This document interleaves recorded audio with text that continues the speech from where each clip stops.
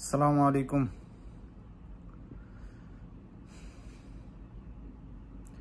কোটা বিরোধী আন্দোলন যেই একটা পরিস্থিতি বাংলাদেশে বিরাজমান হচ্ছে, তো এই বিষয়ে আমি প্রবাস থেকে, যেহেতু আমি প্রবাসে থাকি, দেশে আমি নেই, তো আমার জায়গা থেকে আমি আমার বক্তব্য পেশ করতেই পারি, এটা আমার বাক স্বাধীনতা। তো সেইখানে আসলে কিছু মানুষ থাকেই যে তারা যখন যুক্তিতে না পারে তখন হচ্ছে তারা যুক্তিতে আর যায় না, কারণ যুক্তিতে সে হেরে গেছে, তখন তার মুখের ভাষা খারাপ করে, গালিগালাজ করে। তো সেরকমই আমার সাথে একটু হয়েছে। তা আমি আসলে মানুষ এই যে পরিস্থিতি চলতেছে, চলমান যে পরিস্থিতি, এই পরিস্থিতিতে মানুষে আমরা তো আর স্বাধীনতার যুদ্ধে ছিলাম না, তখন যে রাজাকাররা ছিল তখন আমরা ছিলাম, দেখি নাই যে রাজাকারদের ভূমিকা কি ছিল। তো এই মুহূর্তে বাংলাদেশে আমরা সেই রাজাকারদেরকে দেখতে পাচ্ছি, যারা মির্জাপুরের মতো বিশ্বাসঘাতকতা করেছে। রাজাকার বলতে তাদেরকেই বলছি, যারা বিশ্বাসঘাতকতা, যারা হচ্ছে জাতির সাথে বিশ্বাসঘাতকতা করে, তারাই হচ্ছে রাজাকার। সেই রাজাকারের ট্যাগ দিয়েছিল স্টুডেন্টদেরকে। তো যাই হোক, তো বর্তমান যে চলমান ইস্যু চলতেছে, এই চলমান ইস্যুতে আমরা একটা প্রবাসীরা পদক্ষেপ নিয়েছি।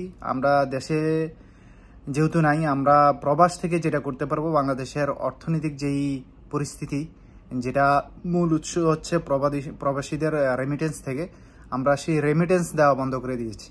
তো ইনশাল্লাহ এই রেমিটেন্স ততক্ষণ পর্যন্ত বন্ধ হবে যতক্ষণ পর্যন্ত বাংলাদেশের নির্দিষ্ট একটা ফয়সালা না হবে। ছাত্রদের যেই দাবি দাবা, ইভেন বাংলাদেশে যে ভাগ স্বাধীনতা কেড়ে নিয়েছে, সেই ভাগ স্বাধীনতা যে পর্যন্ত মানুষ ফিরে না পাবে, সেই পর্যন্ত আমাদের সেই আন্দোলন চলতে থাকবে ইনশাল্লাহ। কারণ হচ্ছে তাদের কোনো লজ্জাবোধ বলতে কিছু নাই। তারা লজ্জা কি জিনিস, আসলে লজ্জা না থাকাটাই তাদের জন্য শ্রেয়। কারণ লজ্জা যদি থাকতো, তারা এতদিন হচ্ছে দেশটাকে একটা স্বাভাবিক পরিস্থিতি নিয়ে আসতো। তাদের লজ্জা নাই বিদায় তারা হচ্ছে দেশে এরকম অরাজকতা সৃষ্টি করে দিয়েছি।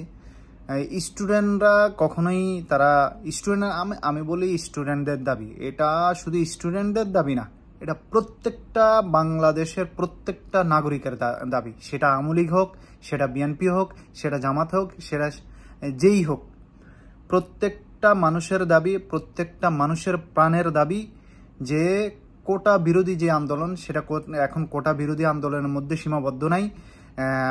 এটা হচ্ছে এখন বাংলাদেশের সর্ব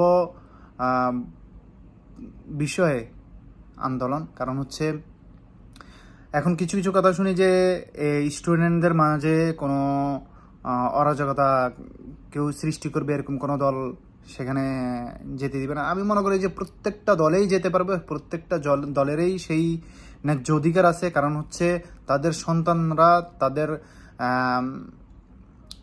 এই দেশের ভবিষ্যৎ, তারাও হচ্ছে একটা সময়ে পড়াশোনা শেষ করে যখন দেখবে যে আমরা কোটার মার পেছে পড়ে গেছি, তখন তারাও বলবে যে তোমরা তো তখন ছাত্র আন্দোলনের সাথে কেন যুক্ত হও নাই।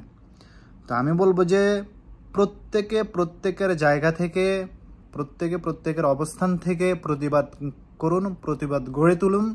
বাংলাদেশকে স্বাধীন রাষ্ট্র হিসাবে আবার মুক্ত করুন, আবার যুদ্ধ করুন। যুদ্ধ শেষ হয়। হ্যাঁ, কবি মহিব খান, জাগ্রত কবি মহিব খানের কথাগুলো শুনলে আসলে উনি যে কথাগুলো কবিতার আকৃতিতে, গানের আকৃতিতে সেটা প্রকাশ করেছেন, সেটা আসলেই বাস্তব কথাগুলোই উনি তুলে ধরেছেন। আসলে কবিরা, শিল্পীরা, ওনারা বাস্তব জিনিসগুলো নিয়ে চিন্তা করে বিদায় হচ্ছে তারা আগাম থেকেই জানান দিয়ে দেয়। হ্যাঁ, আমি ভালোবাসি কাজী নজরুল ইসলাম, আমাদের জাতীয় কবি। আর ভালোবাসি আমি কবি মহিব খান। আরেকজনের কথা তো আমি বলতেই ভুলে গেছি, স্যার ডক্টর সলিমুল্লাহ খান। ওনার কথা আমি সব সময় শুনি। উনিও হচ্ছে এই একটা প্রতিবাদে উনি সমর্থন কেন দিবে না? এটা হচ্ছে যৌক্তিক ন্যায্য আদায়, যৌক্তিক আদায়। কেন উনি সঙ্গ দিবে না? উনি সবসময় হক কথা বলে আসছেন, আর ওনার মুখ থেকে এটা আমরা আশা করি।